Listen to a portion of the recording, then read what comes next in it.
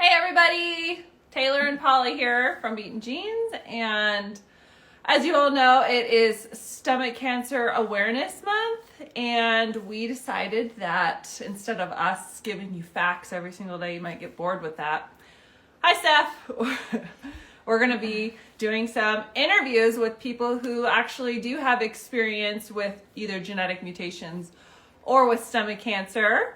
So we're going to bring on for our first guest, our cousin Stephanie, and she's going to be joining us now. Let me invite her. We've never done one of these before, so let's see how it goes. I just invited you. Let's see. Oh, hey! Hi, Steph! Yay! good to see you guys. You too. You look beautiful. Thanks. So do you. Thanks. Okay, so this is our cousin Stephanie, and Stephanie lives in Tucson, Arizona. And Stephanie shares our genetic mutation CDH1. So we're hoping that you can sit down and talk with us and share your story and just kind of go through it with us. And Yeah, I would love to. I would love to. Do you guys want to ask me questions, or do you want me to just give you the story from the beginning? well, so you're the person who introduced CDH1 to our family, or at least you were the founder of it, being in our genes. So tell us how that came to be. How did you make the discovery? So in 2015, I just went in for a routine pap smear with my gynecologist, and they had just started doing genetic testing, blood draws in their office. And they saw that in my records, we had a history of breast cancer in our family. So they asked if I wanted to be tested for the BRCA gene. And I said yes. They said that that's all I was being tested for.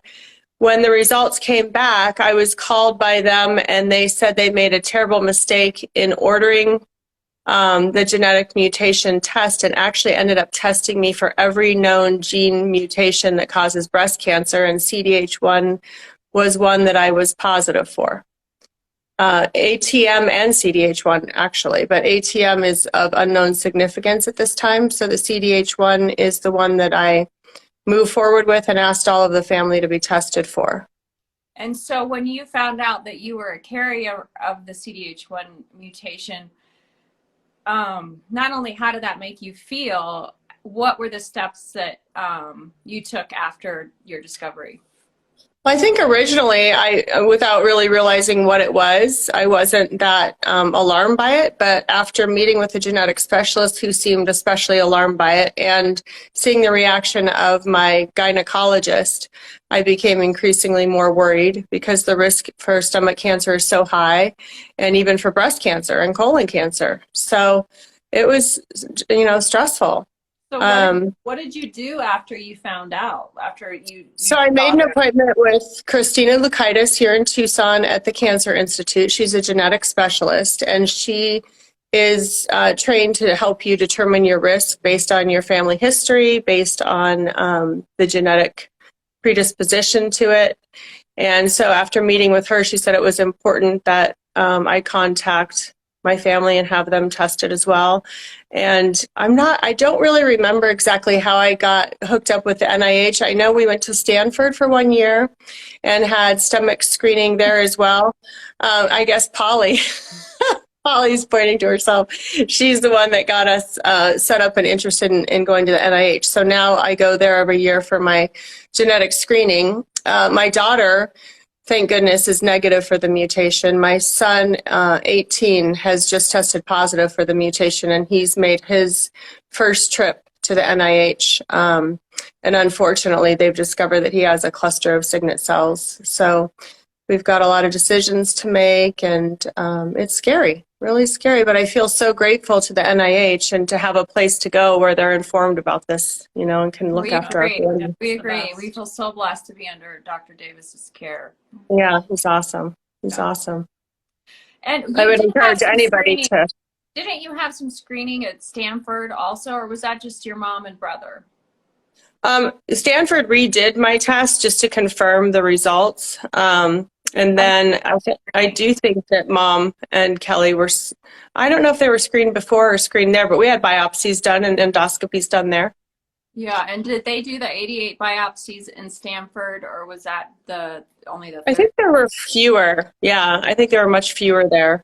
But that was back in 2000 and I think 16. So, they've become a lot more aggressive with the biopsies and are taking a lot more of them now. So have you ever had a biopsy come back positive for Signet cells? no, not to date. Okay. Nope. And so since 2015, we've all known that we have the mutation, and Yes. And you're doing the screening at NIH.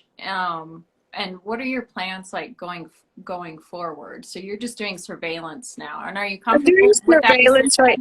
I feel like as a family, I mean, I don't know how you guys feel about it, but I feel like we kind of cumulatively decided that we were going to wait until someone expressed with the cancer. And now that we have a distant cousin that's positive with the cancer and not doing very well, and a couple of closer family relatives that have the Signet cells, I feel like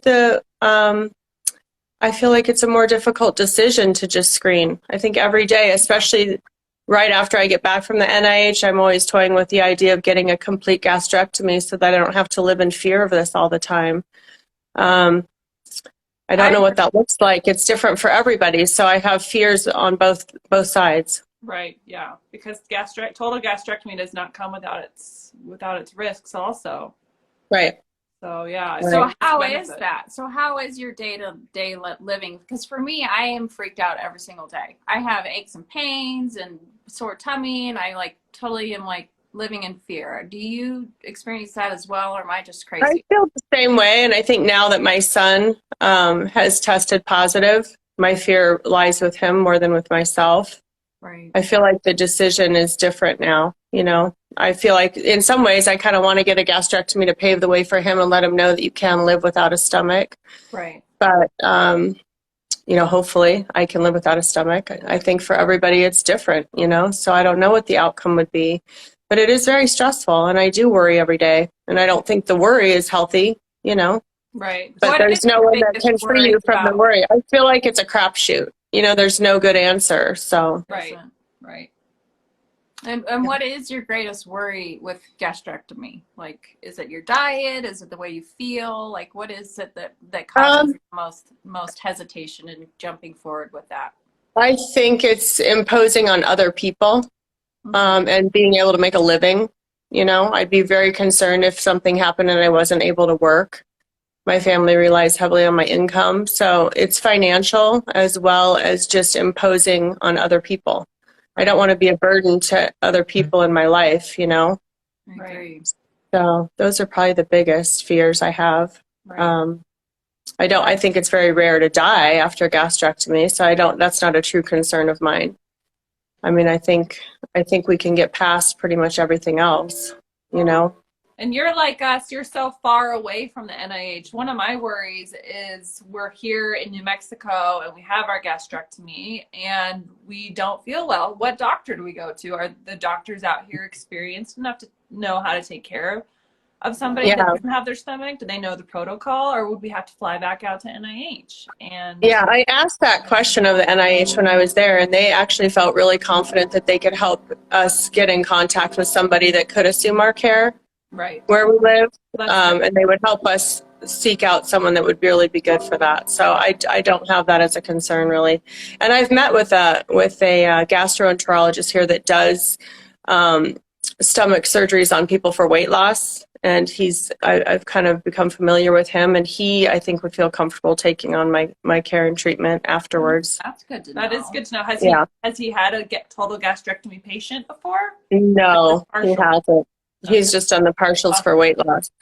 Well, it'd be good training for him, I guess. I know. So I know you can't speak for your son, but how is he feeling with the news of his recent Signet cell findings? I'm not really sure. I think this last time that we went to the NIH, Dr. Davis implied that so many of us with the CDH1 gene have signet cell cancer cells. And that, it would probably be like 90% of us or more, he would say with confidence, have these signet cells if he were to remove our stomach. So I think that put things into perspective for my son. He's also young, and he said the younger you are and you get a gastrectomy, the easier your time and your recovery is. So I think that's really encouraging. And he feels like our risk has been reduced from the original documented risk of getting stomach cancer. So I think all of those things made him feel more confident, but he has by no means made a decision either way what he's going to do. Right.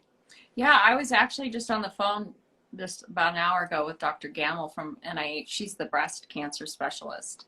And she was saying that the risk for stomach cancer has been reduced to like 45% with the CDH1 gene mutation. I don't know the exact percentage, but we thought it was 87%. That's right.